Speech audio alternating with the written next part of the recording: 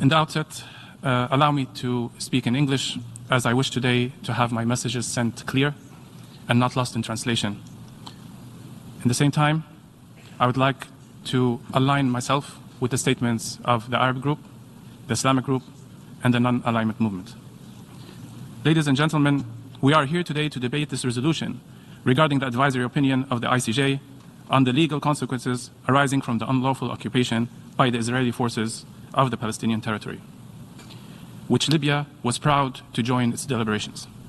This resolution presented by the delegation of the State of Palestine is by itself a historic moment, being the first action they take after getting their deserved, long-awaited privileges since the starting of this 29th year session.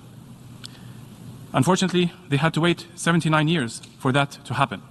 So in that regard, it's important to remind you that it's about time also to grant them the full membership of the United Nations.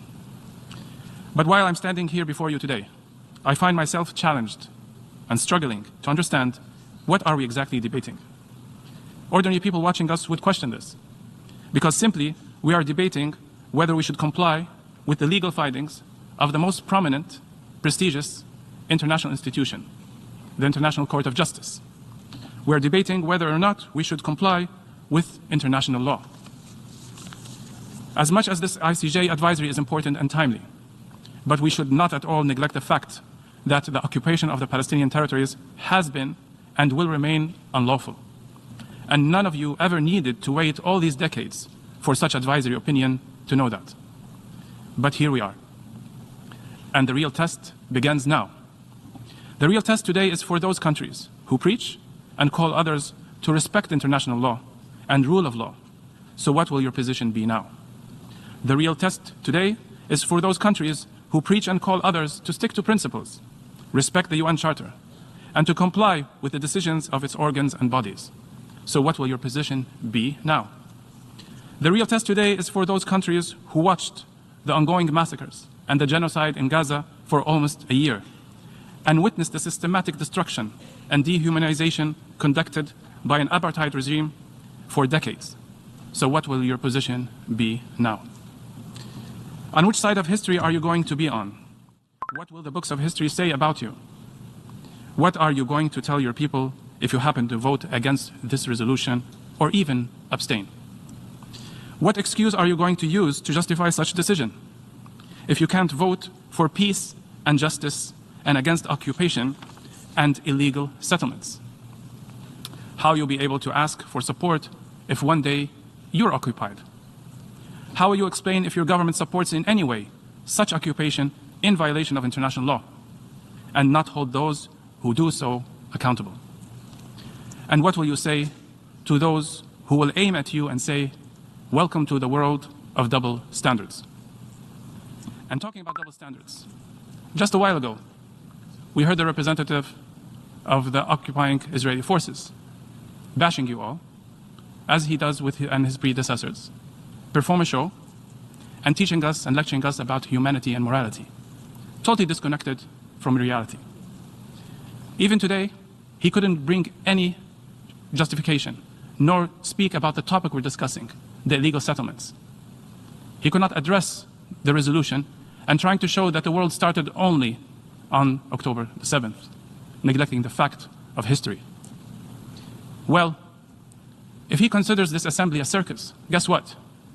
I consider him a clown performing in this place, always bringing his preps, trying to produce a show, failing to make us laugh, deceiving us from reality. That's what they try to do, but they fail dramatically. So when I ask him if he thinks this place is a circus, why are you performing in it? Why are you still a member in it?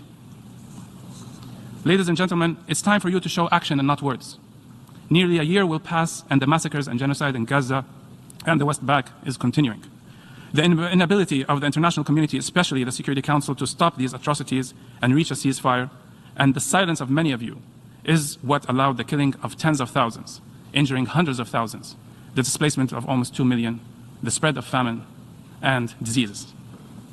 So today, do some justice for those innocent and vote in favor of this resolution, which would be a message from the world to the occupying forces and who support them blindly. Say enough is enough and it's time to act. Libya reaffirms its position that it won't define resistance against occupation as terrorism, and who from your countries didn't gain their independence without resistance, especially when the doors of peaceful solutions are completely shut down.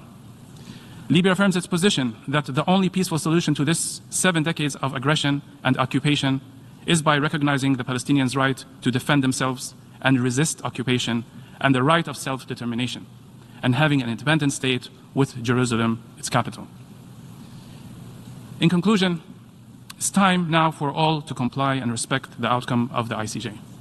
This court, which we all know, has established or was established to help in ensuring peace and justice, where international law should prevail over the use of force.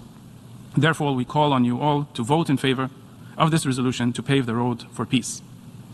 History will remember those countries which have taken a principled, a moral, a legal or humane stance, and it will also remember those who had their humanity in deep coma and were aware and deliberately participated in this live broadcasted atrocity, especially the 21st century Holocaust, the Holocaust of Gaza.